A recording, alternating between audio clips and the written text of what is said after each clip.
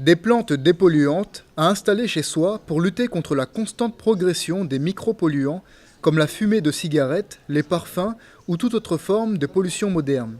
Est l'idée de plus en plus de personnes. Attention toutefois à ne pas s'enfermer chez soi entouré de ces plantes qui ont finalement besoin de conditions très précises pour être efficaces. Toutes les plantes ne sont pas forcément dépolluantes. Les recherches scientifiques menées depuis de nombreuses années aux États-Unis et en France ont montré que certaines plantes ont des propriétés pour, entre guillemets, j'utilise une métaphore, manger tel ou tel polluant alors que d'autres ne le font pas.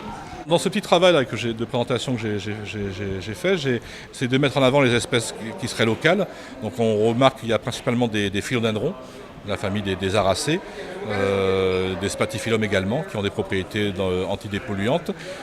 Et puis, quand on regarde d'autres plantes qui, elles, ne sont pas guyanaises, comme par exemple le Ficus benjamina ou l'orchidée qu'on a vue, on se dit, mais attendez, cette famille de plantes est présente en Guyane. Donc pourquoi ne serait-elle pas également dépolluante? Et moi, le discours que je tiens, c'est de dire que là, il y a un travail à faire au niveau scientifique pour dire qu'ici en Guyane, telle plante a effectivement une propriété dépolluante. Mais la première dépollution consiste à ouvrir, à aérer les pièces de façon à faire circuler l'air. Certains recherchent une qualité de l'air améliorée lorsque d'autres veulent s'informer sur d'autres types de pollution, notamment les écrans de télévision ou d'ordinateur, pouvant devenir néfastes à trop forte dose. J'avais déjà des informations sur le fait qu'on pouvait avoir des plantes qu'on pouvait disposer à côté des écrans des téléviseurs, que ça aidait par rapport au mauvais rayonnement qui pouvait nuire à nos yeux, que ça pouvait aider à nous protéger. Tout ce qui a été dit est intéressant. Les plantes d'ailleurs, les plantes qui viennent de l'extérieur